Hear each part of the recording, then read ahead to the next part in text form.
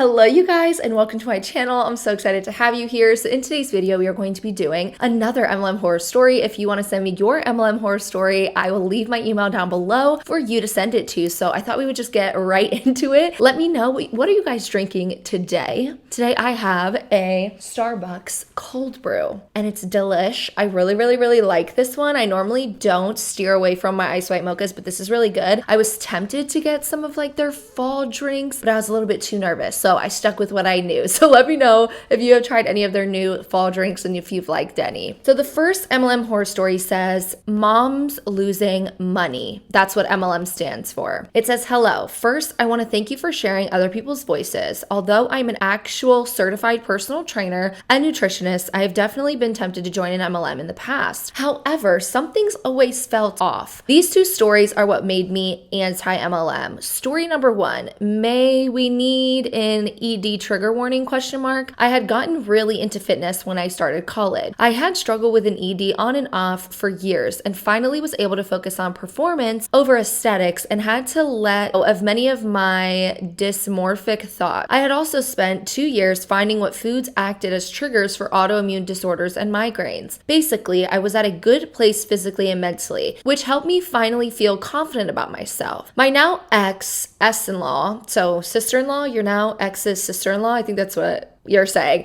So my now ex's sister-in-law wanted me to jump on a call. We had butt heads previously prior to the call. She had tried to tell me that Excedrin was a placebo for migraines as I was throwing up from a migraine attack during a holiday. I was polite and decided to hear her out. Turns out that she had just joined Lavelle and her upline thought I would be a great candidate. They tried to tell me their drinks would help me with my health issues, which as previously mentioned were under control. It was not worth trying something new to risk a flare-up. Then went to the quote, it will help you finally lose weight route. What? I was in shock. At risk of sounding rude, I was the most active in my family. I knew about her eating habits, so it was really weird that she would offer me nutritional advice. I found an excuse to hang up and had my now ex-husband reach out to her husband about how that crossed a line. It made things in the family weird for a while. Once it was normal, she decided to join a Bitcoin MLM and try to push it onto the family. I found out after the ex-sister-in-law has been in and out of MLMs to the point where her and her husband were bankrupt and had to move back in with his parents. Story number 2. Ex-husband and I moved to a different state after he graduated, and I got a job offer working with mutual friends, so actual investing in finance. Downside was we had no friends or family in the area and few people our age. Being 9 months pregnant made that harder for me to go out and make friends. After several months of postpartum depression, he encouraged me to find some mom groups in the area. In one group, there were several nice moms that helped me feel connected. Life with a newborn can sometimes feel isolating. We planned for a mom hangout with our kids later that week. Then she messages me asking to switch the hangout and if I could get onto a call. Turns out she didn't even want a friendship. She wanted me to join her downline for some essential oils company. I listened, told her I would discuss it with my husband, and appreciated the offer. His answer was obviously hell no. Same as mine. I canceled the hangout and blocked her. I had this happen several times, thinking I was making a new mom friend and they just wanted to push their business. As you could tell from reading, my ex-husband and I separated. We still co-parent and have been able to refer to him when I have questions on finance. Sadly, others are not lucky enough and get sucked into these schemes because they need a way out. Being from the LDS Mormon community, it is so common to see moms want to provide and to be independent but lose money in these opportunities. It's also storming outside. If you guys hear that, I do apologize. I didn't know it was supposed to storm today when I went to film these videos, so I do apologize for that if you can hear it. She goes, being in the fitness industry, I still get several DMs a week about a new business opportunity that could help me even more as a trainer, sometimes from the same person. While I may not be able to rank up for a tacky new car or be a boss babe, I have helped many women build confidence and create healthy relationships with food and fitness. What is crazy is the amount of money I've spent on continuing education is likely the same, if not less, than what others pay to be in these schemes. Those were long. Totally understand if you want to divide into two segments. Okay, so I think she actually brought up a really good point of her going to school and going and continuing her education can literally amount to the same for people in MLMs and how much money they end up losing. So I think that point she tried to make there was like, you might as well just go to school or something if you wanted to do that, because you can probably spend the same amount or less money getting an education and actually being able to go further with certifications and with an education in nutrition and health and fitness to actually give proper advice and education to others and actually be able to have clients and stuff. Because that's what it seems like these people have been doing, is like all of these fitness companies and people in these fitness companies trying to reach out to her, like fitness MLMs. And it's like, yeah, they could have just went to school and probably spent less money than they're going to end up losing in these MLMs. And it is really sad. Like, I will admit, I lost over $5,000 in my MLM when I could have used less than that to go get certified in being a personal trainer. Like, if you actually think about it, sometimes, depending on how long you're in the MLM, how much money you spend in the MLM, you can probably get a certification in whatever it is that you want to do and it be cheaper than the amount of money you're probably going to lose in the MLM. Or you can go back to college if you want to, go to a trade school,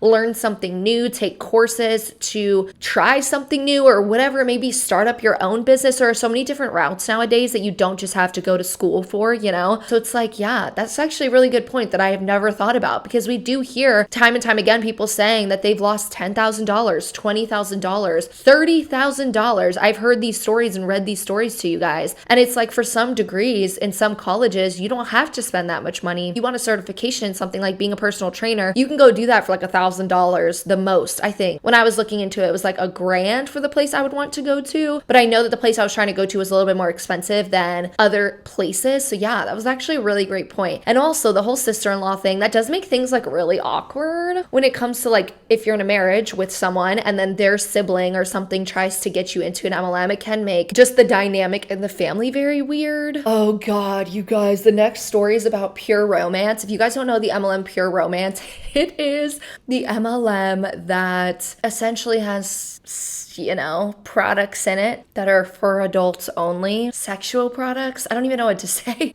or how to say it without YouTube being like, no, you cannot say that word. But yeah, yikes. So let's see what this says. It says, Pure Romance Horror Story, gossip that rubbed me the wrong way. Hi, Deanna. Please keep me anonymous. First, I have to say I love your videos. Anyway, the story is from about early fall of 2017. I've been putting off telling it because I don't think it's super horrible, but it's still worth a telling, I think. I was living in Wyoming for college at the time with a roommate. We'll call her H, and her brother lived upstairs with his girlfriend. We'll call her C. I was only planning to live there for a few weeks while I finished up school to then move back to the state I live in now. About 2 years before this, I had received my settlement money from a birth injury, which wasn't crazy money, but kind of a big deal in my circle. I kept it on the down low just to avoid people trying to use me or asking to borrow it, things like that. Anyhow, about 2 weeks into living with them, which wasn't bad, I did like all of them, still do, but C invited H to a party for girls only without any context. H then invited me to join since it would just be upstairs. I was also told that if I brought a friend, then my friend and I would be given a small gift. I had barely any idea what this was or what was going to happen, but I figured, why not? A couple days later, we're sitting in the living room, about 6 of us, and we're waiting to see what was going on. We were all sitting, and I think there was pizza. I can't remember exactly. A woman came in with some kind of suitcase/briefcase thing and put a little stand/sign that had the Pure Romance logo on it. No. She started talking excitingly about what an awesome host C was and how she was happy to tell us about her products, blah, blah, blah. She passed around the room some adult toys. That's the word I was looking for. I was like, what do I use to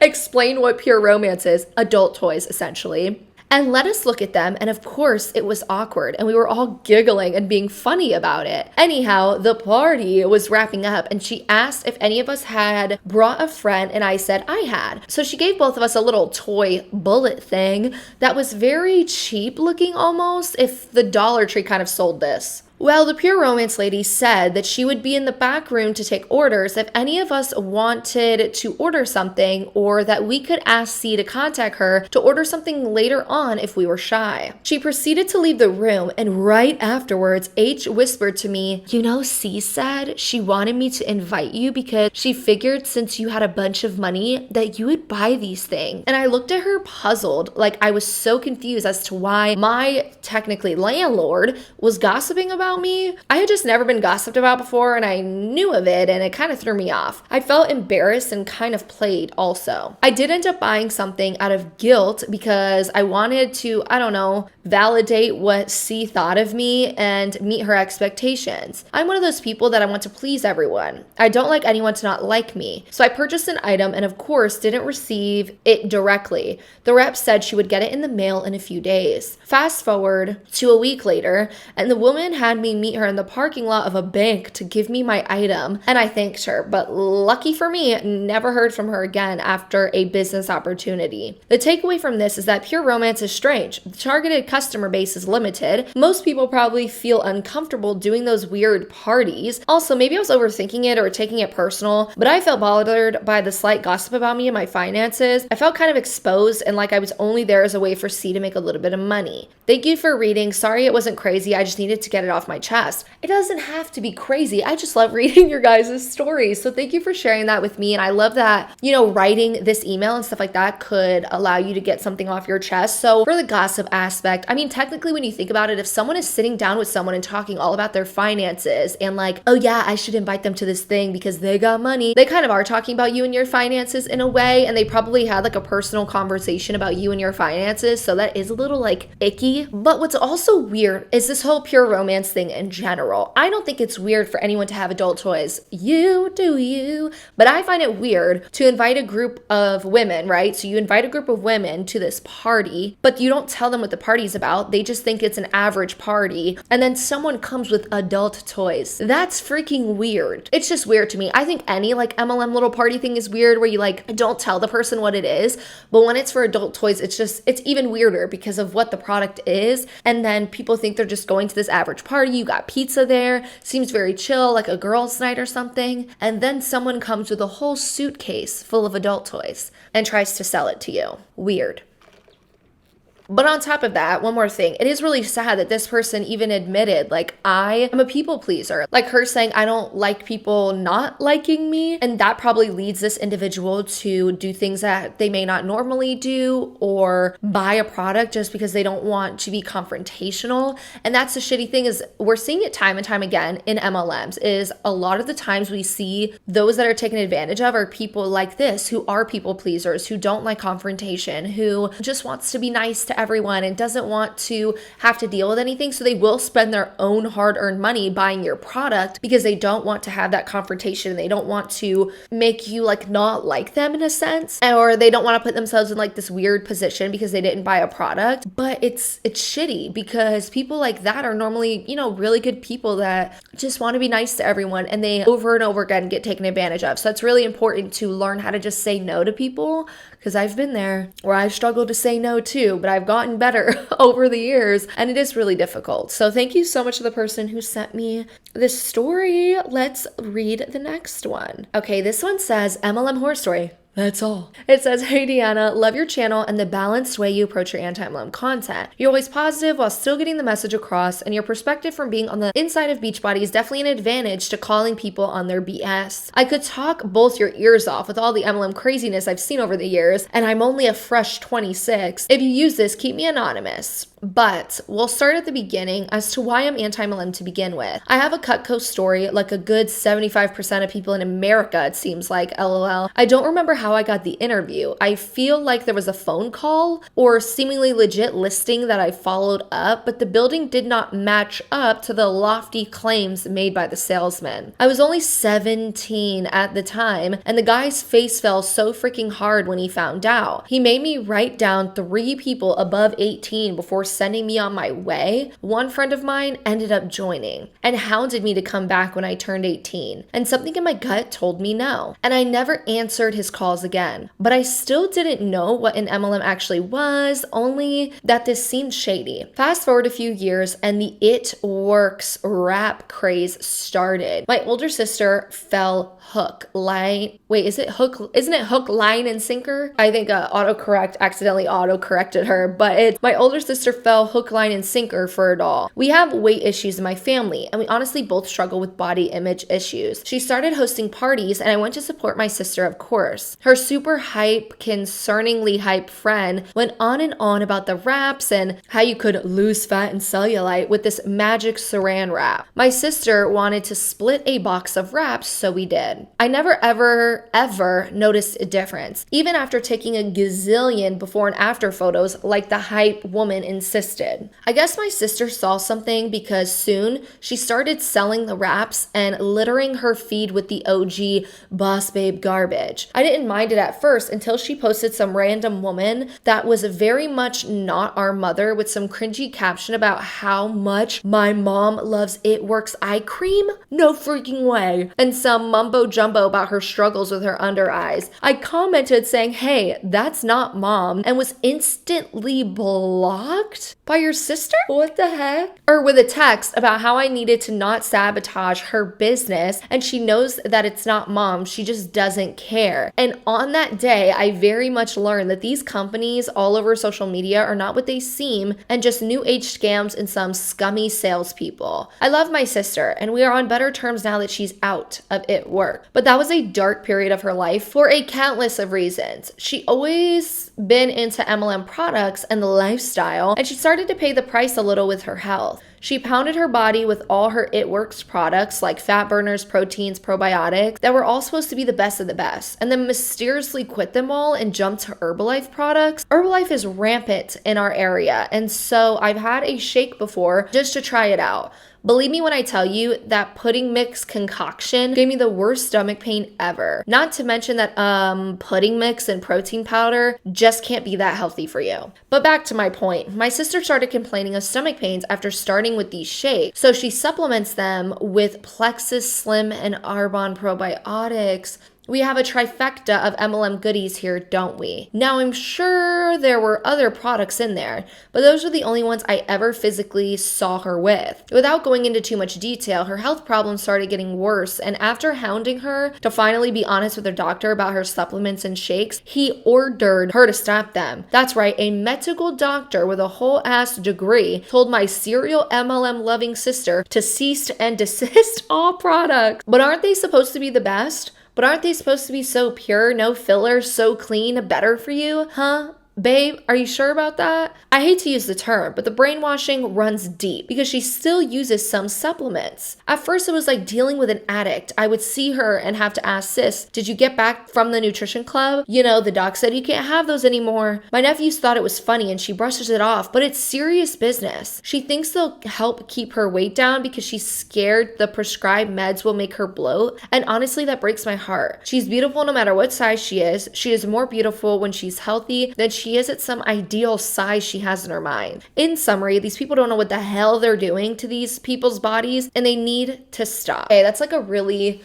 just sad story because you see this person that you love and adore, you know, a family member, your sister of all people, and you just want to be there for that person, and to see them struggle so much with the whole I need all these products because they're so healthy for me, they're going to help me lose weight, this and that. It does become a vicious cycle of things like diet culture, of diet after diet after diet without seeing the results that you may want to see, and it is really sad. So if anyone is struggling at all with maybe body image issues or their health or anything like that, please listen to your doctors. Please do not keep taking products that they tell you not to take. Sometimes doctors will even tell you not to take things like pre-workouts and stuff like that. Maybe it has too much caffeine or things in it that you can't have. So if you have the privilege to see your doctor or a dietitian or something like that, please please do. And these MLM products, in my opinion, are not going to help you in any way, and they don't really do much for you. They're not going to give you these results. No MLM product is like the holy grail of products that's just going to help you lose weight or look a certain way. It's just not. But let's read another one. It says, "Good afternoon. I have a horror story for you. Just wanted to say I love your content. I have a bit of a weird one for you. It is about the now defunct pyramid scheme / MLM vemma. I haven't seen you talk much about it, so I wanted to put in my 2 cents. As far as I can tell, the practices are exactly the same as existing MLMs, but for some reason, this one was shut down." Exactly. So that's why when people are like, my MLM can't be shut down, because it's not illegal. There are plenty of MLMs that are MLMs still to this day that have been in trouble for being an illegal pyramid scheme that have had to restructure. There are MLMs that one day looked legitimate to people but ended up being a pyramid scheme and had to actually be shut down completely. So I just love that argument. It goes, "Here's the story, but a trigger warning for sexual assault." So that is a topic that you guys don't want to hear about. Please click off the video. This is going to be the last horror story. I don't want you to read this or listen to this if it's going to trigger you at all. She goes, "When I was 16 years old, I was a junior in high school in a small town in Ohio. One day in the winter of 2012, I believe a group of college students rolled into town. It's a complicated situation, but they were friends with an acquaintance's older brother. They started having those parties with underage drinking, etc. They were inviting kids as young as 14 to these parties. All you had to do was listen to the pitch of a business opportunity beforehand, and you were allowed to stay all night and hang out in the 20-something-year-old's apartment. All throughout the party, people would be pressuring you to join their downline. Well, I gave in. I asked my parents for money, but they said no, and I would have to use the money I had for my job. I wish they would have understood it was a scam. So I ended up spending over $300 to get into the business, which was basically all of my savings at the time. Once I was in, all of the college-age kids stopped talking to me and helping me. They told me I was on my own, and if I had thought I would be shitty at the job, I shouldn't have spent the money. They were the ones encouraging me to join despite my doubts. I sent a couple invites to parties over Facebook, but I felt so disgusted and awkward. I was spending like $100 a month when I met a 21-year-old who had joined the business as well. Even though I had only been with Vemma for 2 months or so, many of my friends had started to distance themselves from me, so I was incredibly lonely. They did come back once I quit, luckily. So I met this guy, and he started spending a lot of time with me, telling me how pretty I was, took me on dates, bought me alcohol and the D word, drove me around, etc. He only hung out with high schoolers, which, looking back, is incredibly odd behavior, even though 16 was the age of consent in Ohio. No, it's weird. It's weird. One night, he picked me up from my house saying he had a surprise for me and drove me to a secluded park outside of town and essayed me, even though I asked him not to. Shortly after that, I dropped out of the business and broke up with him. He stayed in the business, lost a bunch of money, and ended up getting a girl a few grades below me in school pregnant the year later. I think she was 15 at the time, which is actually below the age of consent in Ohio. I had multiple 14-year-olds who joined and were conned out of their parents' money. I had no idea if the guy who essayed me or the other 20-plus-year-olds feel bad for their actions almost 10 years ago, but I hope so. It was such a horrible and confusing time in my life. Kids shouldn't be approached by adults trying to manipulate them. Looking at you, Origami Owl. I don't even know what to say. The fact that there were people who were like 21 and older, at the age to buy alcohol and stuff in the US, bringing these kids all of this stuff so that they could recruit them, kids under 18. I can see why this MLM was shut down. And now it makes me want to look into this MLM more because I wonder what else has been said about them or like what else people have come out and spoken about. Oh my gosh, I'm sorry. Like I honestly have no words, but I hope that you are doing okay. I know going through something like that can and will live with someone for the rest of their life, and I really do hope that you are doing okay. I'm very glad this MLM has been shut down. Let me look them up really quickly. Okay, so looking at Wikipedia, it says Vemma was a nutrition company that was privately held, or it was a privately held MLM, a company that sold dietary supplements. The company was shut down in 2015 by the FTC for engaging in deceptive practices and pyramid scheming. The company, based in Tempe, Arizona, was founded in 2004 by Benson K. Lauren